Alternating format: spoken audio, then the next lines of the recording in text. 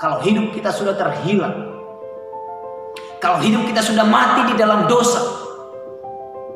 Namun hari ini, ketika hati kita mau kembali kepada Tuhan, ketika hati kita mau ada tekad mau kembali kepada Tuhan, lihat kasih Yesus besar atas hidup saya dan saudara. Tuhan tidak memperhitungkan kebobrokan, kenajisan, dosa-dosa kita pada hari ini. Kalau kita belajar jauh dalam Yeremia pasal yang pertama ayat yang ke-8, saya akan bacakan saudara. Sekalipun dosamu merah seperti kirmiji, akan menjadi putih seperti salju. Sekalipun berwarna merah seperti kain kesumba, akan menjadi putih seperti bulu domba. Saudara-saudara, ini adalah kasih yang sempurna, yang kasih Tuhan Yesus kerjakan bagi saya dan saudara.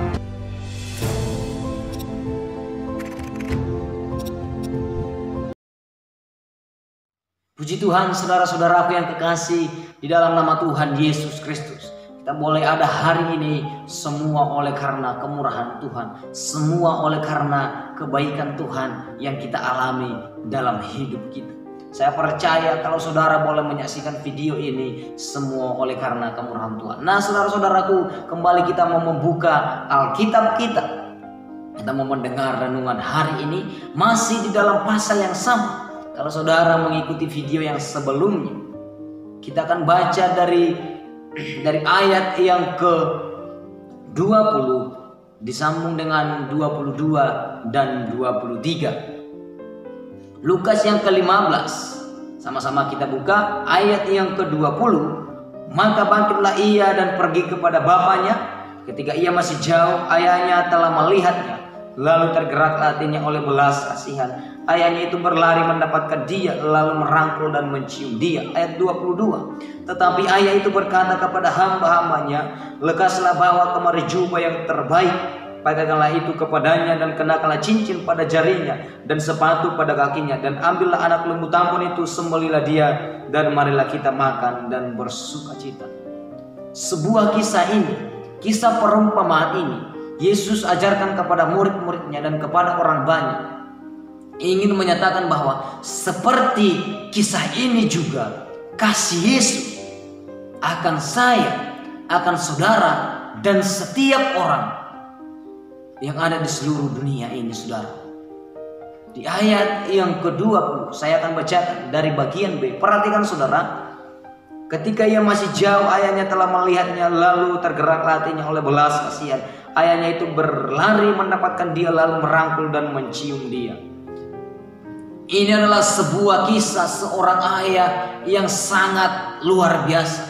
Kisah ini menakjubkan saudara. Sebenarnya mungkin bagi kita, bagi saya dan saudara, untuk menerima kembali orang yang pernah berbuat salah, untuk menerima kembali orang yang telah mengkhianati, orang yang telah mengecewakan kita, itu susah. Butuh waktu, butuh proses, butuh tindakan, bahkan butuh bayar harga dari orang yang pernah berbuat salah kepada kita. Namun kisah ayah ini, saudara, menerima kembali anaknya yang walaupun kita sudah memahami, bahkan kita tahu kisah anak yang bungsu ini menghabiskan berfoya-foya di negeri jauh, menikmati kenikmatan dunia, menikmati kehidupannya yang sembrono, menikmati kehidupan yang cara hidupnya maunya sendiri, kenajisan, pesta pora yang dikerjakan oleh anak yang bungsu. Namun ayah menerima dia kembali. Ayahnya tidak memperhitungkan kesalahan anaknya kembali. Kalau kita mundur saudara ayatnya, di ayat yang ke-18 sampai yang ke-19, itu berbicara bagaimana hati anak yang bungsu ingin kembali. Dia merencanakan suatu langkah, suatu tindakan yang akan dia sampaikan kepada ayahnya, yang akan dia kerjakan ke depan ketika dia berjumpa dengan ayahnya. Anak yang bungsu dalam pikirannya Saya mau datang lagi kepada Bapa, saya mau menjadi hamba saja, bukan menjadi anak. Karena apa yang selama ini di ayat yang ke-19 dikatakan, aku tidak layak. Anak yang bungsu merasa dalam hidupnya dia tidak layak lagi menjadi seorang anak. Dia tidak layak lagi menjadi seorang keluarga. Karena kesalahan yang terbesar dia kerjakan, karena dosa yang dia kerjakan, sehingga membuat dia tidak berani lagi untuk datang kepada Bapaknya menjadi seorang anak. Namun saudara-saudaraku yang kekasih dalam Tuhan, di ayat yang ke-20, sebuah kasih, sebuah tindakan yang ayahnya kerjakan sangat dahsyat, saudara. Walaupun anaknya sebenarnya tidak mengingat ayahnya ketika anaknya berada dalam zona nyaman, ketika anaknya masih memiliki harta, dia hanya mengingat ayahnya. Dia mengingat ayahnya ketika dia sudah melarat, ketika dia sudah kehabisan harta kekayaan, baru dia mengingat ayahnya. Saya percaya ayahnya tidak seperti anaknya. Ayahnya merindukan anaknya kembali.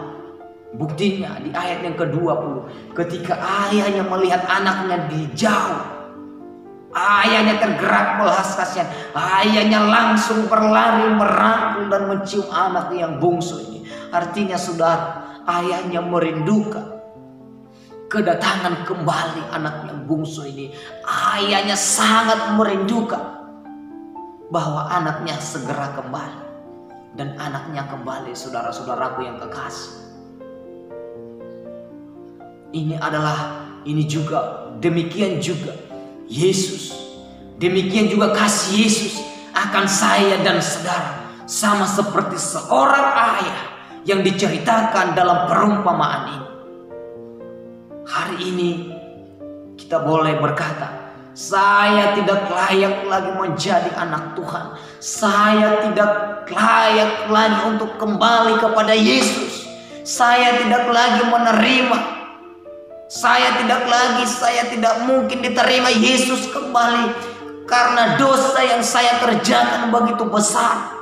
Yang walaupun sebenarnya tidak ada konsekuensi soal besar atau kecil dosa. Kita merasa saya terlalu najis. Saya terlalu hina untuk datang kepada Tuhan. Saya sudah berbuat zina. Saya sudah membunuh. Saya berbohong, saya menonton video porno, saya mengerjakan segala sesuatu yang tidak sesuai dengan kebenaran firman Tuhan. Apakah Tuhan menerima saya kembali? Apakah Tuhan mau saya kembali dalam hadirat-Nya? Apakah Tuhan menerima saya dengan apa adanya pada saat hari ini? Saudara-saudaraku, demikian juga yang dirasakan anak yang bungsu ini. Dia berkata, aku tidak layak lagi. Apakah ayah saya menerima? Mungkin ayah saya tidak menerima sebagai anak. Saya akan menjadi hamba saja. Tapi lihat apa yang dikerjakan oleh ayah kepada anaknya. Di ayat yang ke-22 dimulai, tetapi ayah itu berkata kepada hamba-hambanya, lekaslah bawa kemari jubah yang terbaik, pakaikanlah itu kepadanya dan kenakanlah cincin pada jarinya dan sepatu pada kakinya. Pikiran anak adalah dia tidak akan diterima kembali. Namun apa yang disediakan ayahnya itu jauh daripada apa yang dipikirkan anak yang bungsu. Anak yang bungsu berkata tidak akan diterima sebagai anak. Namun yang dikerjakan oleh ayahnya, perhatikan ayat 22, ayahnya memberikan jubah. Jubah itu berbicara tentang kehormatan. Yang walaupun pikiran anak yang bungsu, dia tidak mungkin lagi menerima kehormatan sebagai anak. Namun bagi ayahnya, walaupun dia berbuat kesalahan, walaupun dia berbuat dosa yang besar bagi ayahnya, kehormatan menjadi seorang anak tetap ayahnya berikan kepada anaknya. Yang kedua yang dikerjakan ayahnya memberikan cincin. Cincin ini menandakan bahwa ayahnya tetap membuat anak itu sebagai tanda. Cincin itu menjadi satu ikatan dalam keluarga. Artinya saudara-saudaraku, ayahnya tetap menerima, bahkan ayahnya tetap menjadikan anak yang bungsu menjadi anaknya, bukan menjadi hamba. Yang ketiga yang dikerjakan ayahnya, memberikan sepatu. Yang keempat, saudara-saudaraku, ayahnya memotong lembu tambun. Dan yang kelima, mereka bersukacita bersama-sama. Saudaraku, anak yang bungsu ketika dia kembali ke rumah bapaknya, sebuah sukacita besar terjadi dalam keluarganya. Sukacita terbesar dalam ayahnya ketika anak yang sudah hilang, ketika anak yang sudah mati bangkit kembali, anak yang hilang dapat kembali. Sukacita terbesar dalam hati ayahnya. Demikian juga hari ini, saudara-saudaraku yang kekasih dalam Tuhan. Kalau hidup kita sudah terhilang, kalau hidup kita sudah mati di dalam dosa, namun hari ini ketika hati kita mau kembali kepada Tuhan, ketika hati kita mau ada tekad mau kembali kepada Tuhan, lihat kasih Yesus besar atas hidup saya dan saudara. Tuhan tidak memperhitungkan kebobrokan, kenajisan, dosa-dosa kita pada hari ini. Kalau kita belajar jauh dalam Yeremia pasal yang pertama ayat yang ke-8, saya akan bacakan saudara. Di sana dikatakan ayat yang ke-18, sekalipun dosamu merah seperti kirmiji, akan menjadi putih seperti salju. Sekalipun berwarna merah seperti kain kesumba, akan menjadi putih seperti bulu domba. Saudara-saudara, ini adalah kasih yang sempurna, yang kasih Tuhan Yesus kerjakan bagi saya dan saudara. Mundur lagi saudara, kalau kita baca di dalam Mazmur pasalnya yang 103 ayat yang ketiga, Dia yang mengampuni segala kesalahanmu. Inilah kasih Yesus saudara. Kasih Yesus besar atas saudara dan saya. Saudara berkata hari ini, Tuhan, mungkin hari ini saya tidak layak lagi bagimu, sehingga membuat kita tidak lagi mau berani datang kepada Tuhan. Dosa yang kita kerjakan membuat kita tidak lagi berani menghampiri hadirat Tuhan.